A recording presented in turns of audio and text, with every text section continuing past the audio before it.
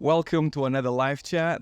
We are here with Andrew Silke. So Andrew is a man of many talents, an amazing animator, also one of the founders of Zoo Tools. I've been trying them. I did a video about it. Go and check it out if you haven't so far. But I mean, since trying the tools, since seeing some of the animations that Andrew has made, I've been wanting to talk with Andrew for a while. And here we are.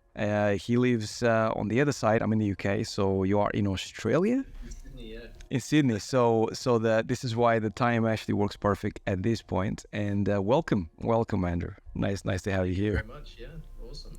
I have a bunch of questions for you, but before I actually get to it, I want to actually give a shout out to the chat. Obviously, you guys actually are here. It's been a while since I've done this. Obviously, I'm pretty sure a lot of you that are coming in are going to be coming fresh. Maybe you guys don't know about the live chats. And basically this is about interviewing experienced animators, people with a lot of experience that have a lot of stories, and all about following their journey and finding out more about exactly what they've been through to get to this place, and also to kind of demystify some of these things that when you see somebody that has made it and he's a professional, it feels easy. It feels like they got there, and it was easy to get there. And as you probably will see from this series, most people actually have the opposite story. Now, Andrew, you have an extensive career. You work in amazing places. So before we actually go into your career, what made you want to be an animator? How did it all start? That's a good question. I was one of those guys that really loved 2D animation. Yeah, Nice. and I just thought I could never draw well enough. I'd love to do that, but I just never will. Yeah. So it's that sort of thing.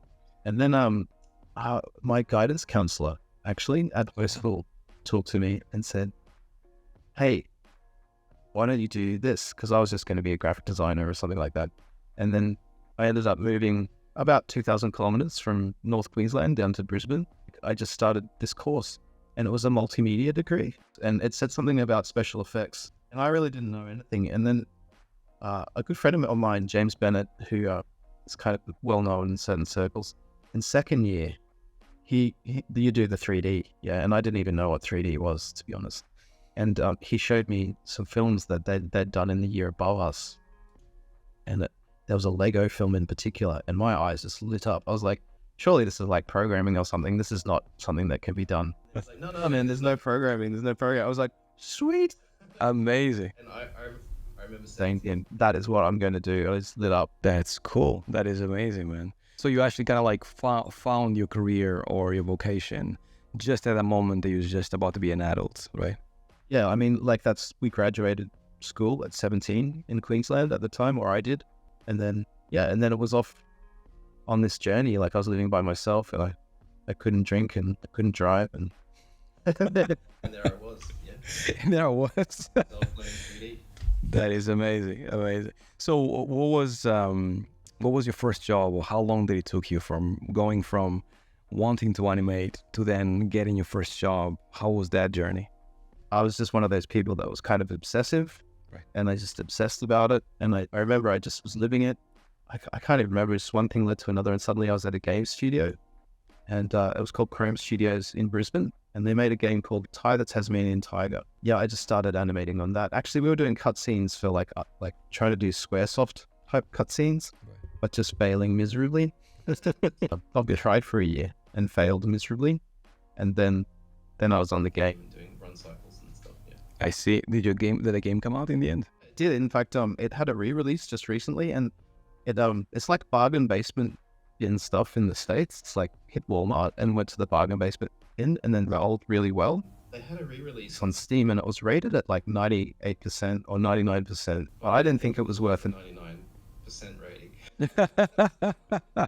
Yeah, no, I worked in some of those games that I worked in Rio the game, Ice Age the game, things like that actually you kind of go, is it a good game?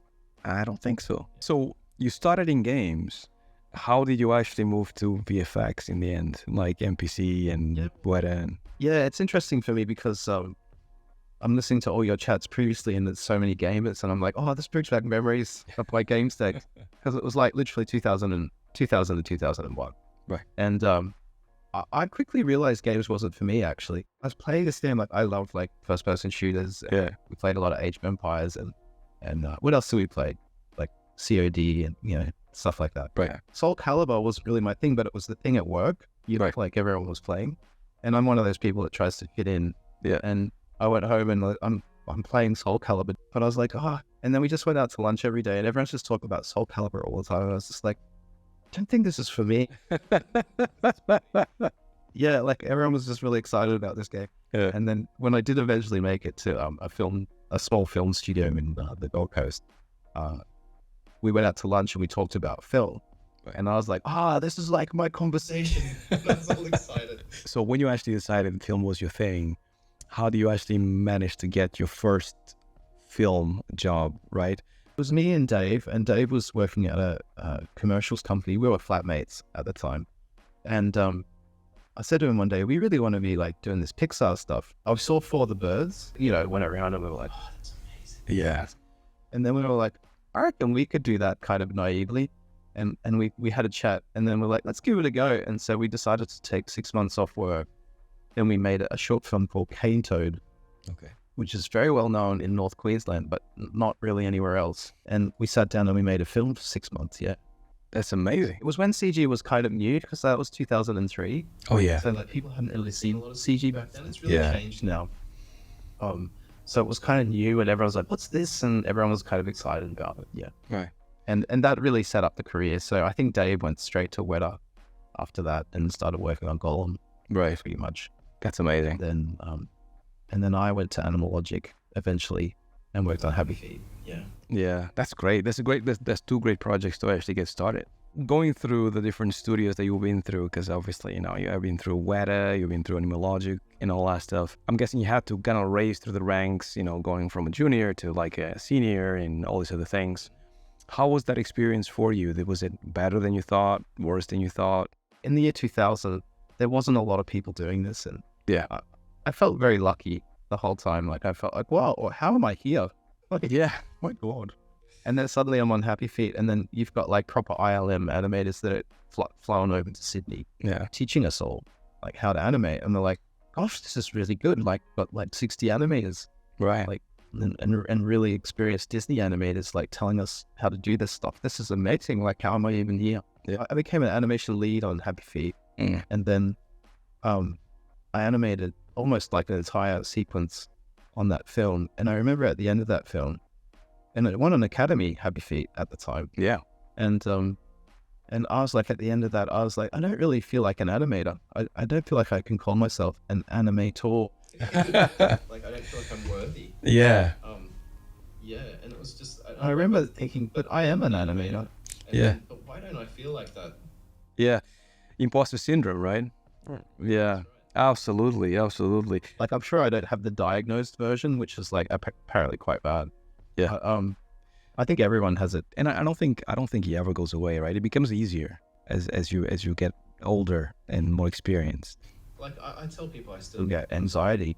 Yeah. Especially because I've got this business now, this like create 3D characters thing with Zoo Tools. Yeah. And it's puttering along, it's getting there, but like it's still not like it's not totally secure. Of course. And you worry, man. You worry about it. I think you learn over time, don't you? You're like, oh, there's the anxiety. Just learn to live with it. Yeah, that's right. I think that's a better strategy. It's funny to actually, well, not funny, but interesting to say the least, Andrew, because I've been doing this YouTube channel for quite a while now. And the number one thing that you get all the time is very much like the insecurity that comes from being an animator. The competition is so high and it's only getting better. And when you see the Showreels now in comparison to when we started in the early 2000s, my Showreel would not actually like even, it'd be so horrible nowadays that I would get no jobs in comparison to like everybody nowadays that is putting Showreels together that look absolutely amazing. That's right. But as a teacher, I would like to say to the other side of that, if there are, people who are learning out there, when you do get to the studios, there are a lot of, it's very ordinary. That's how I would describe it. It's very ordinary. That's my experience of it. Yeah. It's like, wow, it's just regular people doing regular things. Yeah. Yeah, like when I first got to Weta, I was a bit in awe because, oh my God, it's Weta and there's so many killer animators here. Yeah. And I walked around and interviewed the entire team, like, because I was really gung-ho and I tried to like do research and stuff. So I went around to everyone's desks and I had my notepad and they said, "Hey man, do you mind if I come in and just talk to you about your animation style?" And everyone was super friendly. Like, no one does this. I only realize this now. Nice. No one does that. And you can just walk up, like when you're in a great studio, just go up and like start asking people. Absolutely. Because people are extremely friendly. Absolutely. And they love talking about what they do because no one ever asks them. Yeah. And anyway, so I walked around and then like I think about there was at least 30% of the people, the animators there, were like, "Andrew Silke, you're like famous, the blue guy rig," and I was like, right. And then I was like, "Oh, the generic thing that I did, this real crappy rig. It was for the 10-second club, which was the old 11-second club." Yeah. And it was just like, I made it at a happy feet because we didn't have anything to do. So I made it like in the morning and finished the facial in the afternoon, like really quick rig. Yeah. And then made this 10-second club, which wasn't badly animated. And I think I won a couple of them. Yeah. And then like, I was just like, "Oh, it's really crappy rig. I'll just give it out for free because it's not much." Because I think like, there's like the Newman rig or something was like the first free rig. And then there's nothing really with facial. So I was like, "Oh, I'll just give it out there and just put it on the web." And it just went like, you remember, it just went super viral. Oh my God. Everybody was like normal. Yeah. It's just crazy because it's not a good looking rig. And like, I knew how, so I built it. Like okay, if you only animate it from the front and like from the chest up, Yeah. then it looks okay because it's got decent facial and it's kind of like this, look like a little puppet. There was a point where it got so big that studios would say, "Do not give us your show reel with the blue guy rig." Like, just do not do it. You're so sick of it. That is the one. Going back to that idea of like animations being much better nowadays than they were back then. This is the kind of level that we had back then, right? Like, because it was difficult to find tutorials, it was difficult to find resources. You were just trying to learn animation by yourself, and Animation Mentor just started maybe a few years back or a few years after this. It's really hard watching that, isn't it? It's great. Like the third of the animes on Avatar Right. had got their start with the generic rig. See? Amazing. They loved it. Like, they're like, I am here because of you and that rig. See? And I'm like, you're kidding me, right? That rig? You gotta be kidding me. Amazing. That was just surreal. That was like very surreal. Yeah. I can imagine. No, but it's really, really cool to hear.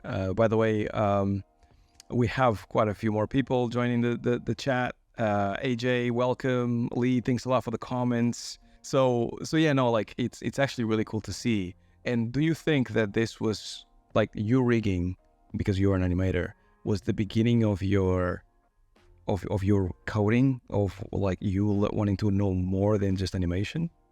No, that happened actually at Chrome Studios. So I was very lucky again, and I consider it luck because I just wanted to be an animator, man. Like, I just wanted to go and animate all day. When I arrived at the studio, and they're like, "Yeah, but you need to build the characters. Yeah, you can model. We saw your show reel. You've done some nice stuff." And then I'm like, "All right, well, that's the job, right?"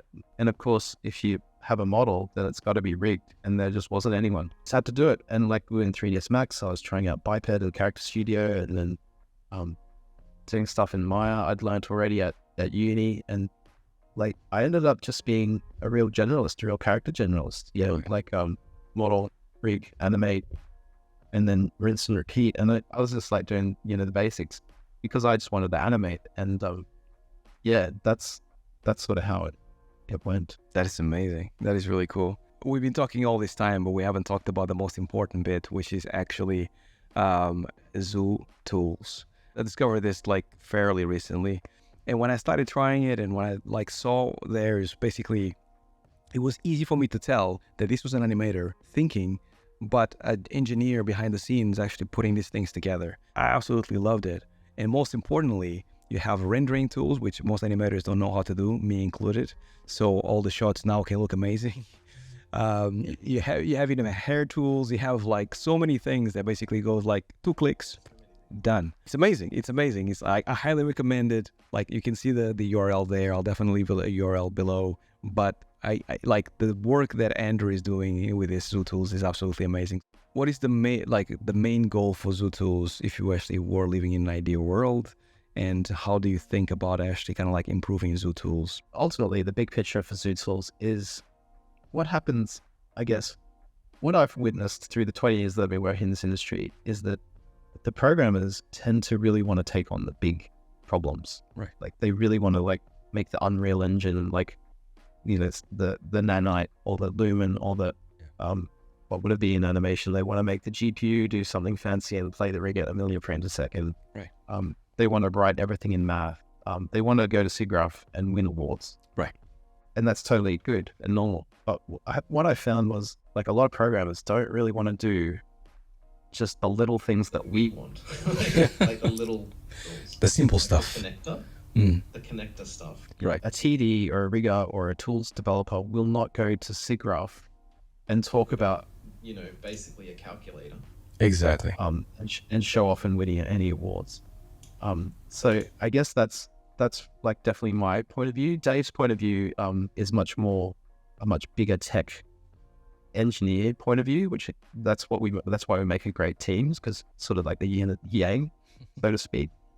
We really want to get ZooTools into other apps. Right. So Unreal Engine would probably be the first, but we've got an opening in Houdini and Blender and Unreal Engine.